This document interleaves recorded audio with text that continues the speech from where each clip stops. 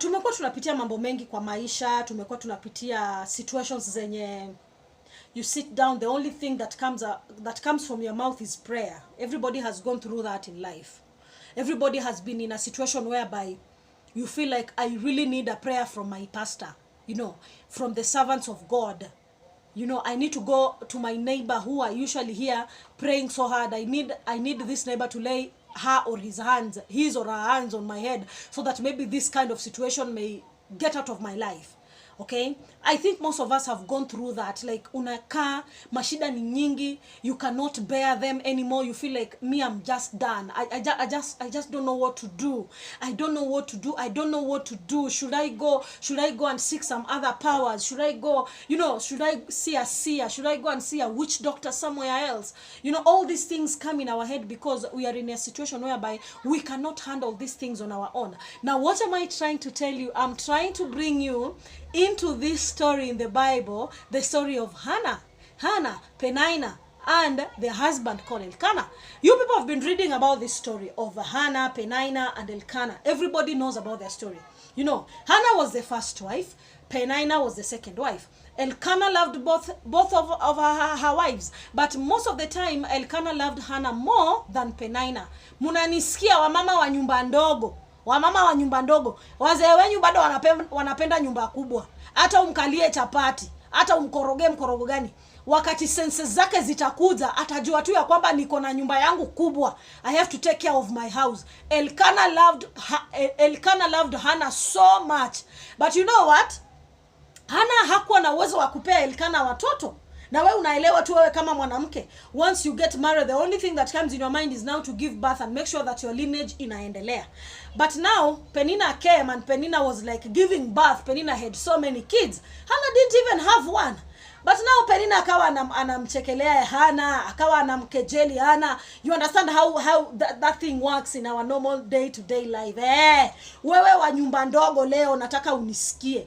Be very careful. Be very careful with your house. That is why your children are not blessed, because you are despising the first wife in that home. You are despising the goodness of the first wife in that home. Wewe umekaribishwa kwa hiyo boma. Umepewa mamlaka ya kukuza, umezaa watoto. Uko na haki gani ya kumtusi mke wa kwanza? Wachana naye kama hana mayai, wewe endelea kuzaa watoto. Hiyo ndio ilikuleta kwa hiyo nyumba, full stop. Okay? So now, that is not what I'm trying to speak. Mtoto asema na uko na machungu. Sina machungu, by the way. I don't have pain. If you decide to go and enter into somebody's marriage because a husband has said, I feel like I want to marry you, my wife is stressing me up, you come, we can make it out. Lies from men, from east, west, and then unakarango naingishwa box. By the time you come to discover the truth, kumbe the first wife had no problem. The problem is the husband. You feel like, what do I have to tell? How do I even seek the first wife consent? Forget about it. Sawa, back to our story. Now Hanna had no children. Ukisoma storia ya Hanna used to cry a lot. Mnaelewa wanawake wenye wanatafuta watoto na hawajabarikiwa, you can cry from morning to evening. Like, you can cry from morning to evening. And you cannot even eat because you feel like, sasa itakuwaje kesho? Watu wananiongelea nini? You understand how people kejeli you if you don't have kids. Now Hanna used to cry a lot. Our story is founded in Hanna's story. Today, I want to speak to you. That you are listening to me. No matter the situation you are going through, I want you to listen to this story very well. You are going to learn something from it.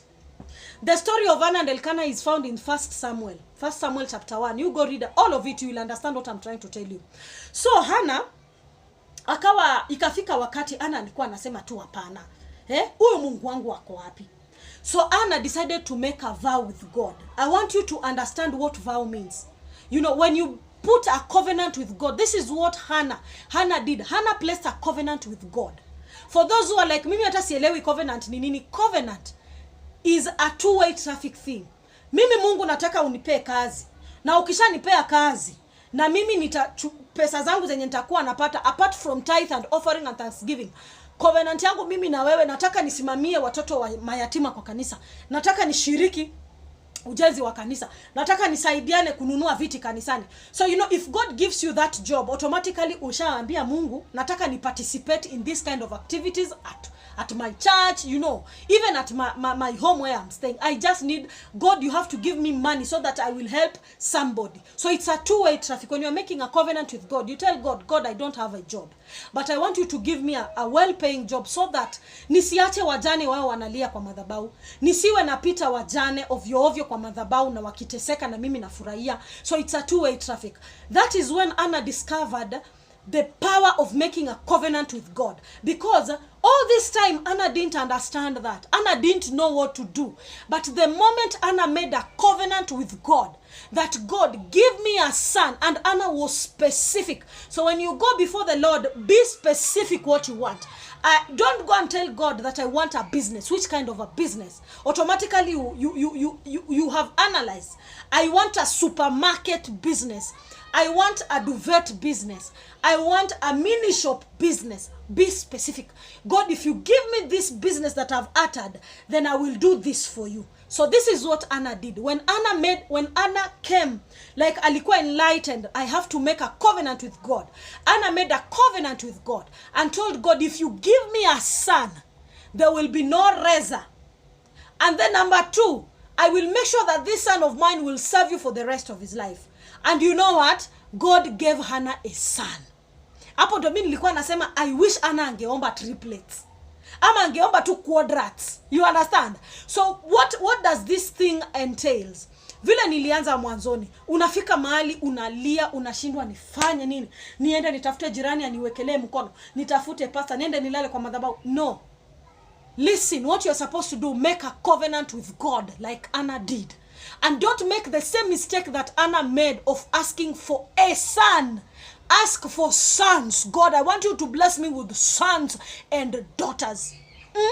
God will bless you with sons and daughters, not a son. You know, Anna was in that desperate moment. And when you are in that desperate moment, you can ask for one. And God will bless you with that one that you've said. So from today, ask for sons and daughters. Ask for businesses. You want a hardware. God, I want you to bless me with a hardware. I want you to bless me with a boutique. I want you to bless me with a cosmetic shop. Ask for those business at once.